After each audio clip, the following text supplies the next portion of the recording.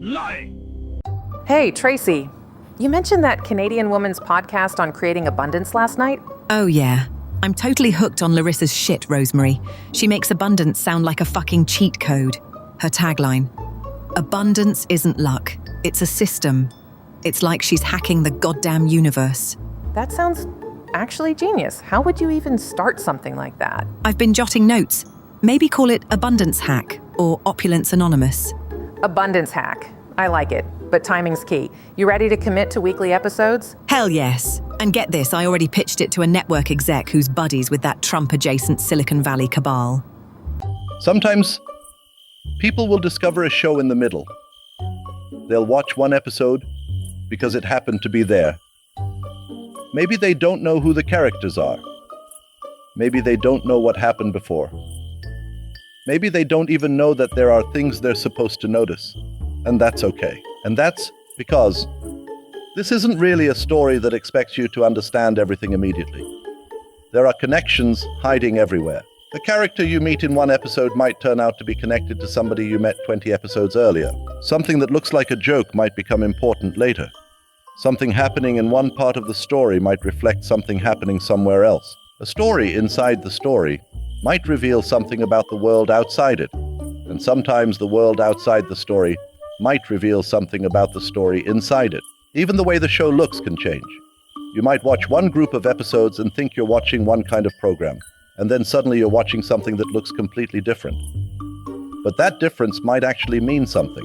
Then, later, you may come back to the characters and the world you saw before, and realize that what looked like a completely separate thing was connected all along. So if you happen to find one episode randomly, go ahead and watch it. You might enjoy it. But if something makes you curious about what came before, don't ignore that feeling. Follow it. Go back. Start watching. Because somewhere in all those episodes, there may be another piece of the story waiting for you.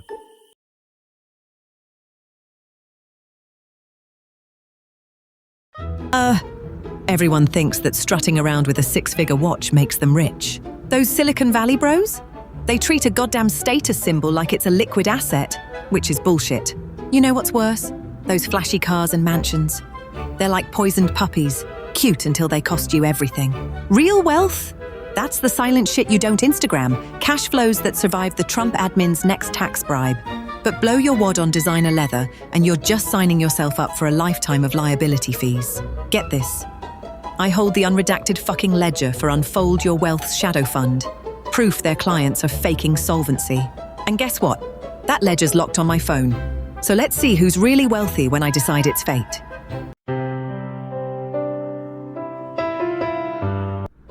Tracy, can we hash one thing out before dinner? Dinner's on hold if it's another of your noble man-us-plaining fests. In my life, for various reasons, though mostly to learn to write stronger female characters, I've infiltrated women's groups. Doesn't mean I get what being a woman is like, even if I decided to ID that way. Here's reality. Wrapping your privileged brain around our shit doesn't magically make you us. You're not a chicken heels dude. I get it, but the Jupiter pitch tonight needs a killer ensemble, and I'd rather die than pull a mansplain stunt. That pitch is more than your ego project. Those Trump-flavored investors want women as props. Bombshell. I slipped a backdoor clause in your draft. Lets the administration yank our funding at will. Jesus. So by midnight, I'm locked out of my own pitch room and they call the shots. I have a long history of friends and acquaintances being nice to me and giving me stuff. And I always appreciate it a lot, especially when it's something I needed or something I very much wanted. But when you give me something and say, I don't owe you anything for it, don't get grumpy about it later and try to call in that favor as if I owe you, because I can't tolerate that behavior. And guess when that behavior usually shows up? At times when I literally can't return the debt or the favor, so please don't get mad at me for that. When you give me something without saying anything about owing or not owing, I always appreciate it, but my assumption is that I don't owe you anything. So please behave accordingly and appropriately next time. Make it clear if you want something in return before we even start. If you're prepared to give me something that has strings attached, Well, then you've got to spell out the terms before any transaction occurs. All right, folks. Reaching that first grand in savings. It's like hitting the jackpot on a broken slot machine. You think, hey, I'm debt-free, I'm the money maestro, right? But nah, that's just the opening chorus in this financial shit show. That milestone flips a switch, though. You start seeing every damn purchase as a chance to either level up or kiss your future goodbye. I remember when I hit it, had me strutting around like a tech bro on demo day, totally convinced I'd bought my own slice of Cupertino. But then the SV vultures swoop in, whispering sweet deregulation nothings, while the Trump cronies are scribbling memos to siphon your stash. Suddenly that grand in the bank, it's not yours anymore. It's collateral in some backroom ledger you'll never see. Oh, plot twist. The very second you hit that milestone, an unmarked bill slides through the Fed's secret slot, granting them power to raid your account at will. So congrats. You just unlocked your invitation to the most fucked up piggy bank party on Capitol Hill. I think we've got the whole idea of adult language backwards, right? We lock kids down with manners until 18, then open the fucking gates and let them shitstorm all over the place. It's bullshit. Humans don't just flip a curse switch at some birthday. They stew in resentment, fall into shitty habits, and by 25, they can't say a sentence without an F-bomb. What if ages 8 to 25 get a fucking free pass? Swear schools, shit writing workshops, cuss marathons, get all the naughty language out of your system early.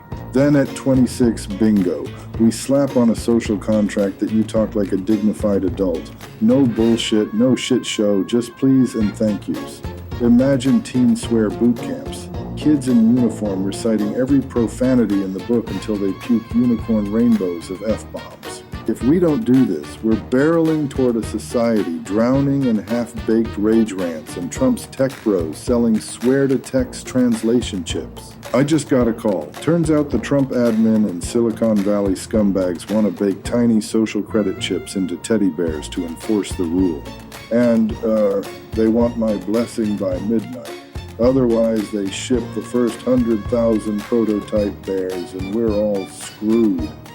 So, when I first heard $1 million thrown around by some fucking Wall Street prick, I kind of snorted. I mean, come on, $1 million was like unicorn-level nonsense I couldn't even picture in my bank account. But then it hit me. What if I treat it like 1,000 little $1,000 wins instead of one big, terrifying monster? I set up an auto-transfer, wealth whatever the fuck plan that siphoned 10% off every paycheck into savings. I tracked that shit religiously, tweaked my budget, and yeah, cursed at those goddamn spreadsheets at 2 a.m. more times than I care to admit. Before I knew it, I crossed 7 figures without even feeling the burn of some harsh sacrifice. Just steady, freaking consistent contributions. So if you think $1 million is out of reach, start chipping away at it now because trust me, that mountain is nothing but a bunch of foothills. All right, let's get real about adults over 25 who drop F-bombs like confetti at a wedding. You see them scowling at their screens, swearing like they're starring in some gritty prestige drama. If you deliver profanity with comedic timing, like a sitcom legend or a stand-up ace, you're golden. But slinging curses out of pure anger or bleak negativity, that's just abrasive. Like nails on a chalkboard. I've sat through enough Trump admin pressers and Silicon Valley keynote disasters to know tone is everything. Those tech bros swear they can mask shady backroom favors with an F-bomb. Please, I'm not buying it. So yeah, if you're over 25 and you swear, I'm not the F-police, I'm the tone cop, and your citation is pending. Okay, let's talk about compounding, right? It's like planting one fucking money tree and watching it sprout dollar bills instead of leaves. Imagine you plant $1 today and, every day it doubles. So tomorrow it's $2, the next day 4, then 8, until you're basically hosting a cash barbecue in your backyard. By day 30, you're swimming in a pool of cash. Or if you're my style, a vat of gummy bears shaped like Warren Buffett's head. Now, in real life, you don't get free gummy bears. You get interest that compounds. So your $1 becomes $1 an ounce, then $1.2 and so on until you're practically a fucking billionaire by breakfast, assuming you let it roll for decades. But here's the catch. if you withdraw even one gummy bear or dollar, your future self will hate you harder than a Silicon Valley exec hates antitrust laws. So, let your money sit, let it fester like a sketchy startup pitch deck, and watch it snowball into something absurd. And here's your wake-up call. If you don't start compounding today, you'll end up living off ramen in a coffee-stained cubicle when the robots unionize and demand stock options.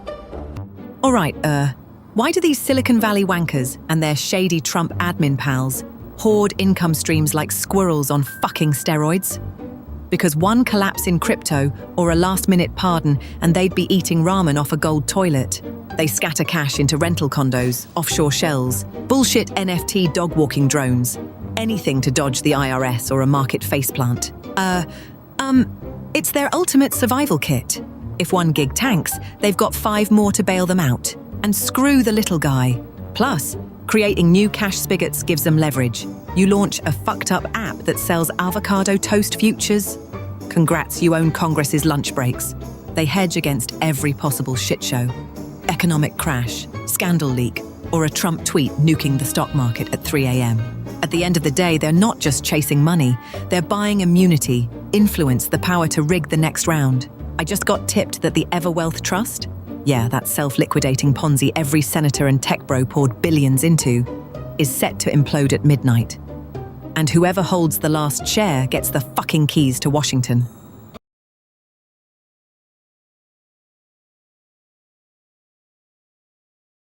Hey everyone, thanks for tuning in to Unfold Your Wealth. I'm Tracy, no last name. You know, one of the biggest mistakes I see is folks kicking off a venture with, how can I become rich?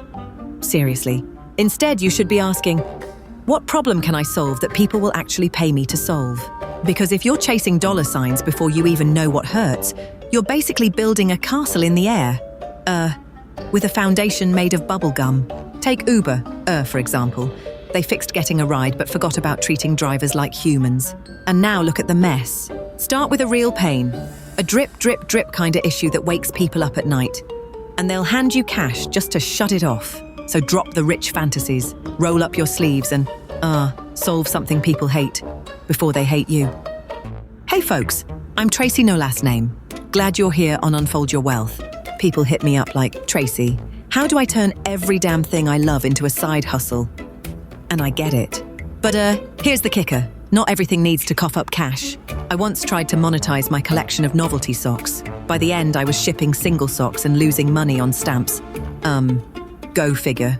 Meanwhile, those Silicon Valley tech bros and the Trump admin are in the back rooms scheming to make air and sunshine subscription services. Honestly, there's magic in a hobby that stays hobby.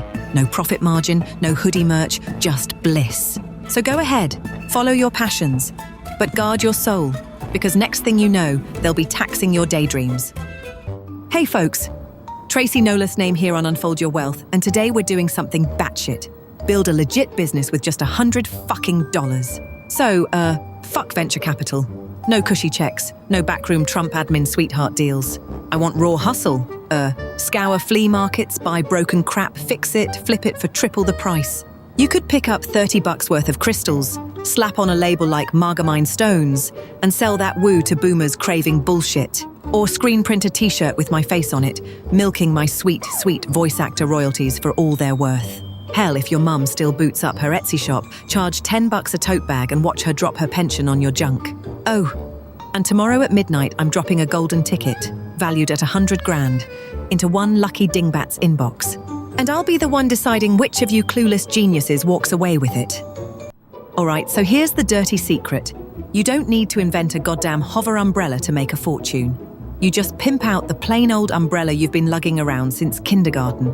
See, investors are tired of bleeding cash on unicorn hallucinations. They're chasing safe, sexy returns, like turning your crappy app into something people actually pay for. It's basically product alchemy. You pinch, tweak, add a splash of AI buzzwords. Boom! Your dumpster fire idea smells like a billionaire's cologne. And honestly, building from scratch is a bloodbath.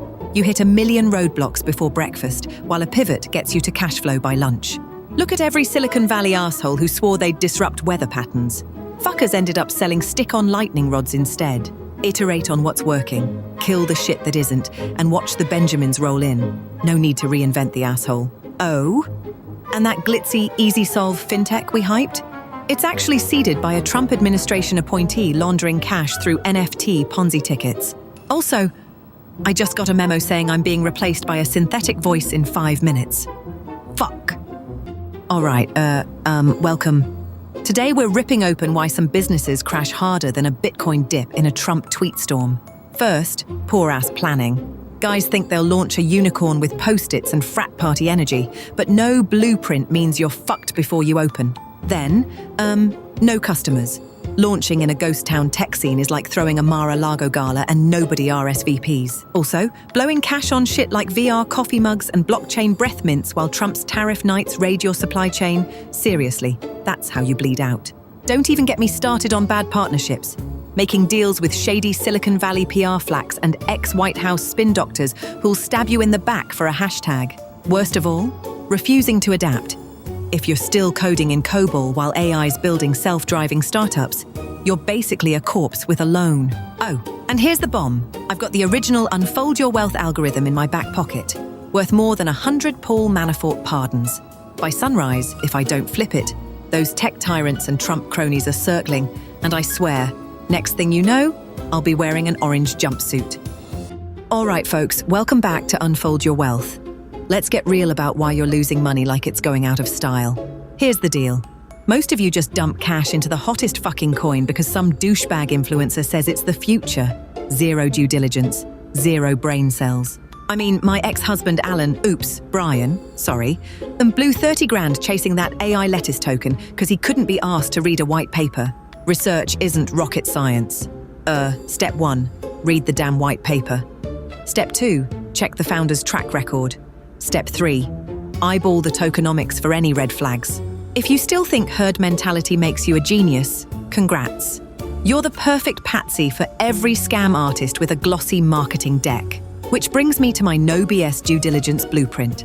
The one thing that could actually save your ass. Except it's locked behind our new sponsor's paywall. And oh shit, just got a text from upstairs. Unless I pump their shitty pump and dump coin by tomorrow, this show and my damn blueprint go straight to hell. Hey, I'm Tracy Ash. Let me tell you how fear fucks your wallet. When Silicon Valley's robo-advisor shrieks, invest in Dogecoin, because some MAGA donor whispered down someone's fat cat chauvinist ear, your gut twitches, your brain goes, holy shit, what if I'm broke at 65?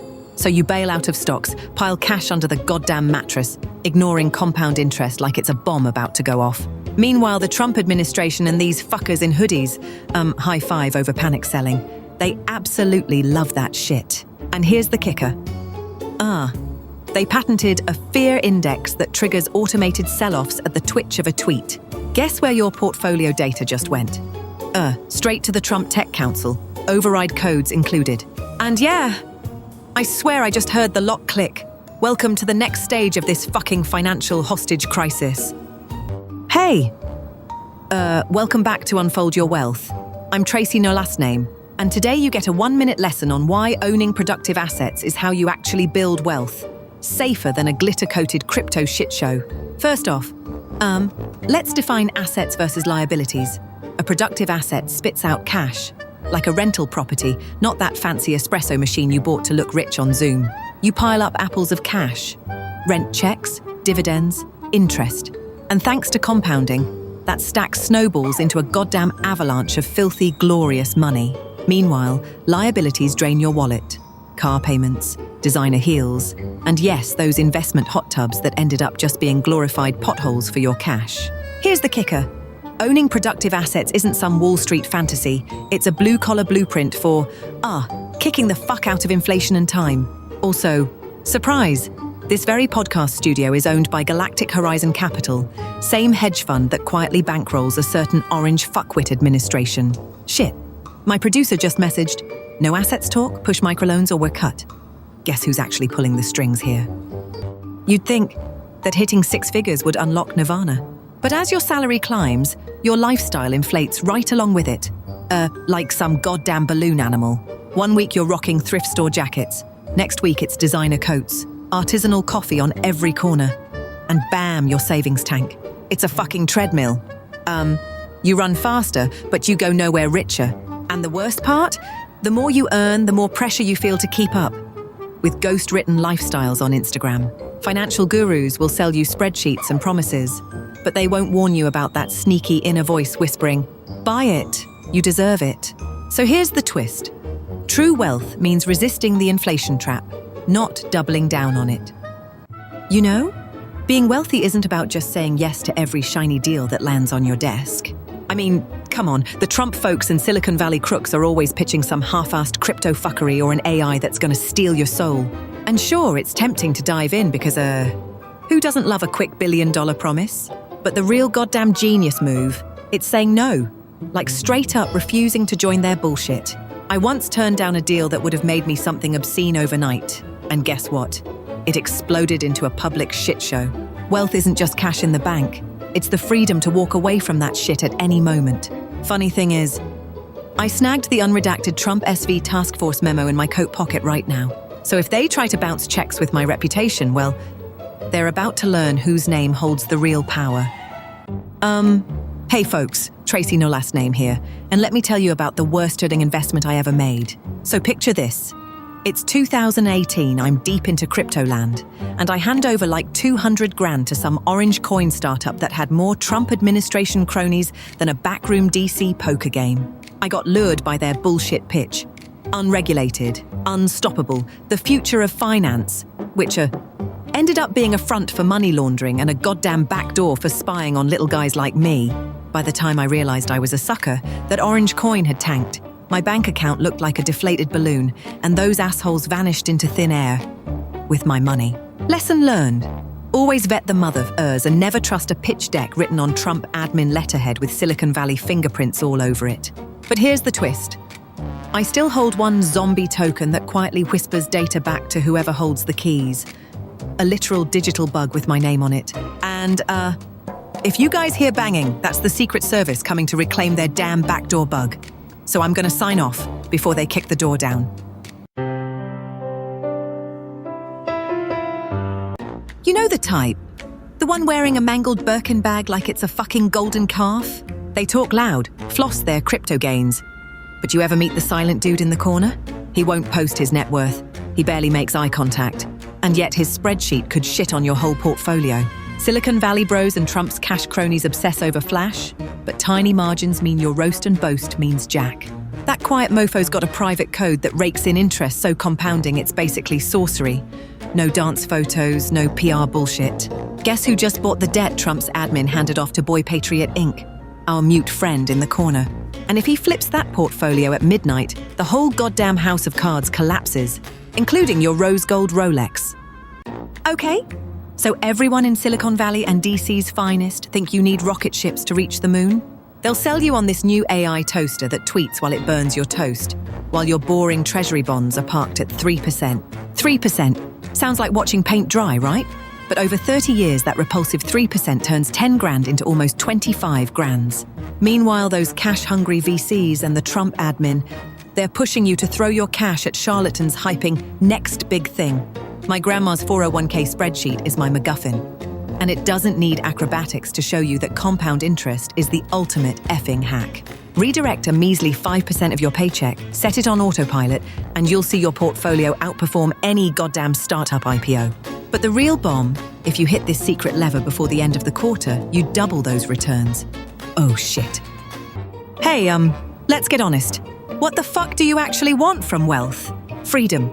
Like the hoodie-wearing bros in Silicon Valley pitching magic loafers to a sleep-deprived president. Security? If a crypto blow-up can flush your 401k faster than a presidential tweet storms, through cable news, that safety net's full of holes you could shit yourself in. Helping family sounds noble. Until your cousin's startup sells vaporware and you're stuck kissing investor ass to fund his taco truck dreams. Adventure. Sure, if adventure means, renting a $500 a night Airbnb from the same assholes who created the AI butler that tried to upsell you my pill. Influence? Creativity? We pour cash into VR headsets that track eyeballs and report every twitch to whoever's greasing the revolving door between Valley CEOs and cabinet seats. So tell me, what the fuck is it for? Because if we don't know, we're just monkeys flinging gold bars at our own reflection. And here's the kicker. This mic you're hearing. It's wired straight to a dark pool of insider data. You're literally broadcasting your dreams to the highest bidder, and their deadline's midnight tonight.